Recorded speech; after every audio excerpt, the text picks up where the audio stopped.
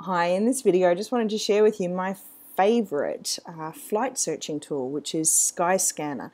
Now if you type in skyscanner.com, it will come through to this same site, which is showing as skyscanner.net.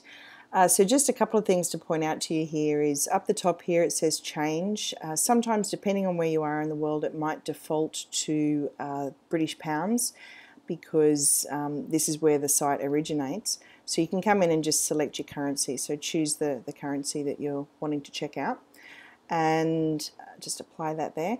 So just a really simple search tool, from where to where. You can choose the return and one way, of course. But one thing that I've only just recently discovered was to put in this whole month choice. So I had originally been looking at specific dates, and occasionally it was like, oh, you know, I don't really want to have to go through every day trying to find something cheaper. So I found this whole month option, which when we click on the search button here, it's going to give this little graph. Now it's not always correct because it is just a bit of a guideline depending on how long ago they refreshed it.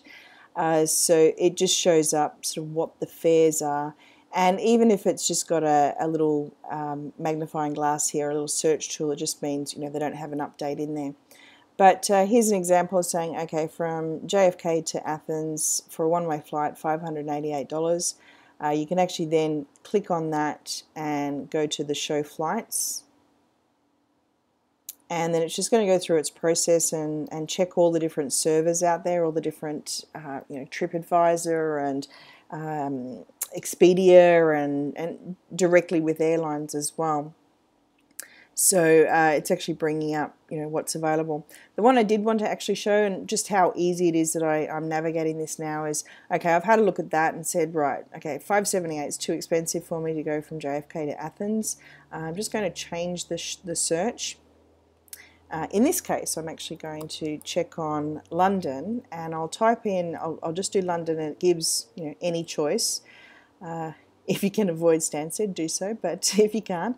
So just choosing London any, and going through to Athens, and here we go with the little dates. I want again to choose the whole month, and we shall search that. Okay, so showing up here now, we've got some prices, and I'm actually going to be looking for, I wish I could get down to the $52 from Gatwick to Athens. And just be aware, depending on if it's a budget airline, that may not be the final price because you may have, you know, checked luggage, etc. on there. But the one I'm actually particularly interested in is on the 8th of November. So I'm just going to go to search flights. And funnily enough, it's actually brought up a cheaper fare than was there. It was saying it was $65. But there is actually, funnily enough, a Stansted to Athens, which I'm not going to probably do with Ryanair. What I do want is this EasyJet flight from Gatwick to Athens. So if it's actually saying here that it's booked with EasyJet, so if I select that and I'm wanting to come through and make the booking, then, oh, the price has gone up there as well. So, you know, it really does depend on when you come in, and it's always updating. So to go through, it's now going to redirect me to the EasyJet site so that I could complete the booking. Now it says, and I don't know how SkyScanner make their money as a website, but they're actually not doing booking fees like a lot of the other sites do. So yeah, it's just really interesting. But I've found it. I've used some of the other ones that people suggest, like Kayak, or there's a whole range of different flight searches. But the ones that I hate the most, particularly things like the, you know, Expedia or something like that, is where they, or CheapOair or whatever, they pop up with all these different pop-ups. It drives me mental.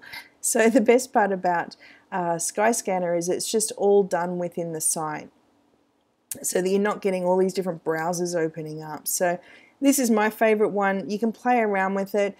And the last thing I'll show you is that, let's say we wanted to actually look at leaving Athens, and we'll see where they go to.